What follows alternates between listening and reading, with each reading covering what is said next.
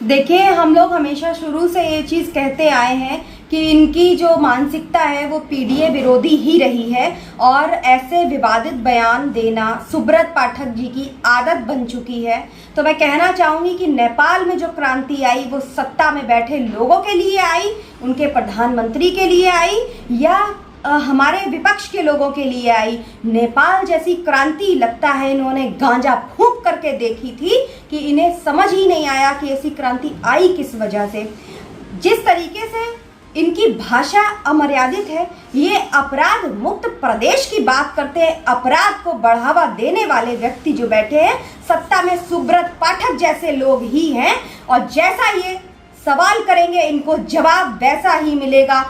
किसी दलित तहसीलदार को उसके परिवार के सामने मारने वाले सुब्रत पाठक थे, हमारे विपक्ष के लोग नहीं थे। इसके बाद मैं कहना चाहूंगी कि जिस वक्त मंडी में दरोगा की पिटाई का बयान आया था या वीडियो वायरल हुआ था, सुब्रत पाठक का था, समाजवादियों का नहीं था। और जिसकी स्वयं की औकात अखिलेश यादव जी के जूते के नोक के बराबर ना हो, वो व्यक्ति अब हमें ये बताएगा कि घर फूंके जाएंगे।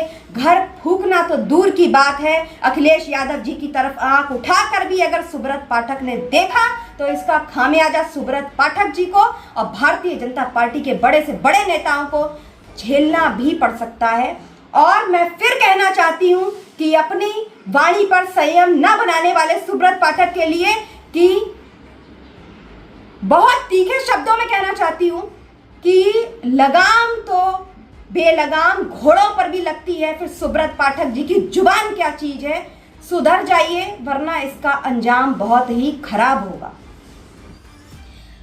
सरकार में बैठे लोगों की जिम्मेदारी है कि वो युवाओं को, देश के युवाओं को कलम दें।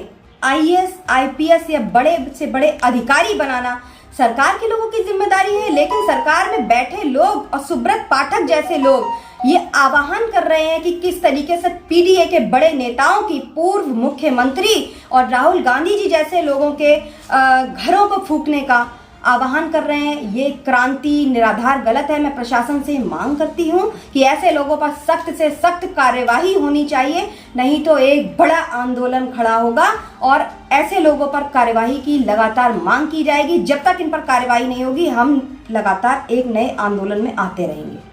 और प्रशासन से हमारी ये भी मांग है कि इनकी जांच की जाए, कहीं किसी कलम की बजाय ये देश के युवाओं को या फिर यहाँ की बैठी जनता को हथियार पकड़ाने का इंतजाम तो नहीं कर रहे हैं, क्योंकि लगातार इन लोगों की रणनीति सिर्फ और सिर्फ लड़ाने की ही रही है। जिस तरीके से युद्ध, जितने सारे वॉर्स होते रहे हैं, मुझे लग रहा है कहीं ना कहीं ये एक नई साजिश की जा रही है।